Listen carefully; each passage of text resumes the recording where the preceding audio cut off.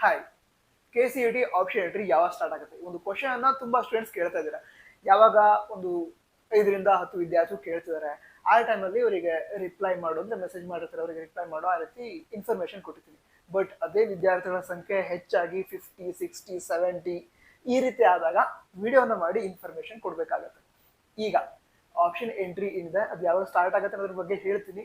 But ಇದ್ರ ಬಗ್ಗೆ already ಒಂದು ವಿಡಿಯೋನ ಮಾಡಾಗಿತ್ತು. ಅದಕ್ಕೋಸ್ಕರ ಈ ವಿಡಿಯೋದಲ್ಲಿ ಆಪ್ಷನ್ ಎಂಟ್ರಿ ಬಗ್ಗೆ ಮತ್ತು ಕೂಡ ಹಲವಾರು ಇನ್ಫಾರ್ಮೇಶನ್ಗಳನ್ನು ನಿಮಗೆ ನೀಡ್ತಾ ಇದ್ದೀನಿ. ಅಂದ್ರೆ ವಿದ್ಯಾರ್ಥಿಗಳ ಕ್ವಶನ್ ಅನ್ನ ಕೇಳಿದ್ರು, ಸೊ ಅದಕ್ಕೆ ಆನ್ಸರ್ ಅನ್ನ ಕೊಡ್ತಾ ಇದ್ದೀನಿ. ಮೊದಲಾಗಿ ಆಪ್ಷನ್ ಎಂಟ್ರಿ ಯಾವಾಗ ಸ್ಟಾರ್ಟ್ ಆಗ್ಬಹುದು ಅಂತ ಹೇಳಿದ್ರೆ ಇದಕ್ಕೆ ಇನ್ನೂ ಟೈಮ್ ಇದೆ.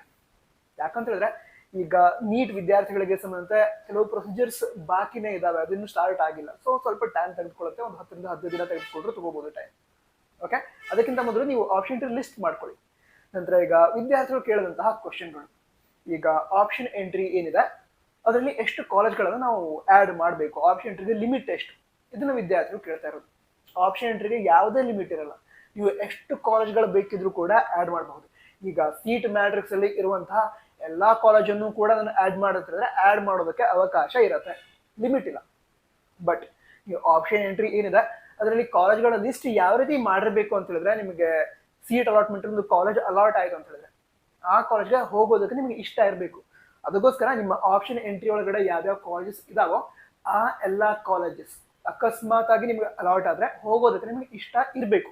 ಯಾವ್ದೋ ಕಾಲೇಜ್ ನನಗೆ ಇಷ್ಟನೇ ಇಲ್ಲ, ನಾನು ಯಾವುದೇ ಕಾರಣಕ್ಕೂ ಹೋಗಲ್ಲ, ಆ ರೀತಿ ಇರುವಂತಹ ಕಾಲೇಜ್ ಇತ್ತು ಅಂತ ಹೇಳಿದ್ರೆ ನನ್ನ ಆಪ್ಷನ್ ಎಂಟ್ರಿ ಲಿಸ್ಟ್ಗೆ ಆಡ್ ಮಾಡ್ಬಿಡಿ.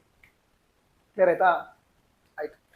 ಈಗ ಮತ್ತೊಂದು ಕ್ವಶನ್ ಏನಾಗಿತ್ತು ಅಂತ ಹೇಳಿದ್ರೆ, ಈ ಆಪ್ಷನ್ ಎಂಟ್ರಿ ಏನಿದೆ ಅದರಲ್ಲಿ ಎಷ್ಟು ಕೋರ್ಸಸ್ ಗಳನ್ನ ಆಡ್ ಮಾಡಬಹುದು ಅಂತ ಕೇಳಿದ್ರು. ಅಂದ್ರೆ ಈಗ 2-3 ಕೋರ್ಸ್ಗಳಿಗೆ ಆಪ್ಷನ್ ಎಂಟ್ರಿ ಮಾಡಬಹುದಾ ಒಂದೇ ಸಲ ಅಂತ ಕೇಳಿದ್ರು. ಮಾಡಬಹುದು. 2-3 ಕೋರ್ಸ್ ಅಂತ ಹೇಳಲ್ಲ, ನಿಮಗೆ ಇಷ್ಟ ಇರುವಂತಹ ಎಲ್ಲ ಕೋರ್ಸಸ್ ಕೂಡ ಆಡ್ ಮಾಡೋದಕ್ಕೆ ಅವಕಾಶ ಇರುತ್ತೆ. ಈಗ ಎಕ್ಸಾಂಪಲ್ MBBS ಅನ್ನ ಆಡ್ ಮಾಡ್ಬೇಕು ಅಂತಿದ್ದೀರಾ, ಆಡ್ ಮಾಡಬಹುದು.